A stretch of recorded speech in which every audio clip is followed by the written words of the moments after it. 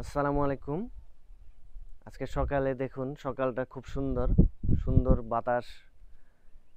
এখানে হাঁটতে এসেছি, হাঁটতে এসে চিন্তা করলাম যে আজকে আরেকটি তথ্য দেওয়া দরকার। সেটি হচ্ছে জ্বর।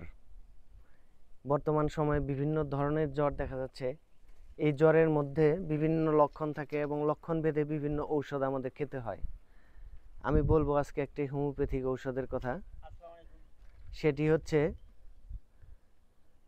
যে জ্বরে প্রচণ্ড রকমের পানি পিপাসা থাকবে, গলা শুকিয়ে উঠবে, জিহ্বা শুকিয়ে যাবে এবং অনেক ক্ষেত্রে ঠোঁট পর্যন্ত ফেটে যেতে পারে এই শুষ্কতায়, এবং শরীরে ব্যথা থাকবে। ব্যথার কারণে রুগী এক জায়গায় শুয়ে থাকতে চাবে, সেখান থেকে কোনো অবস্থাতেই নড়াচড়া করতে চাবে না। যেহেতু নড়াচড়া করলেই তার ব্যথা বাড়ে, তাই সে চিন্তা করবে যে এক জায়গাতেই শুয়ে থাকবো, কখনোই যেন নড়াচড়া করতে না হয়। এবং ঘন ঘন ঠান্ডা পানির পিপাসা হবে, এবং পানি যখন খাবে প্রচুর পরিমাণে পানি খাবে, অল্প পানিতে তার পিপাসা মিটবে না।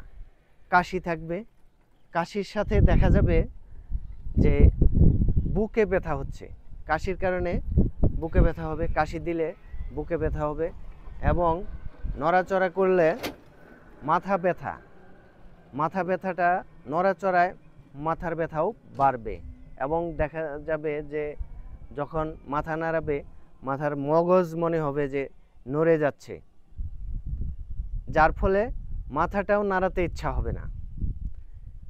এই সব ক্ষেত্রে একমাত্র ঔষধ হচ্ছে, হোমিওপ্যাথিক ঔষধ হচ্ছে ব্রায়োনিয়া। ব্রায়োনিয়া ঔষধটি কিভাবে খেতে হবে? প্রতিদিন 3 থেকে 4 বার 200 শক্তি। যদি কেউ তরল লিকুইডটা খান তাহলে অবশ্যই 5 ফোঁটা করে দিনে 3 থেকে 4 বার খাবেন।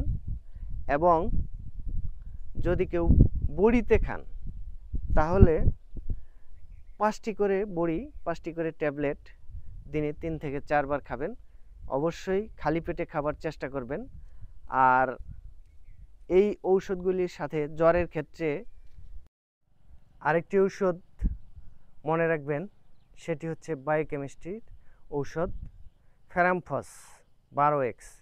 এই ওষুধটিও দিনে 3 থেকে 4 বার 5টি করে, হয়তো খানা খাওয়ার আধা ঘন্টা আগে অথবা আধা ঘন্টা পরে চুষে চুষে খাবে। এটি খেলেও খুব দ্রুত জ্বর এবং শরীর ব্যথা উপশম হয়ে যাবে।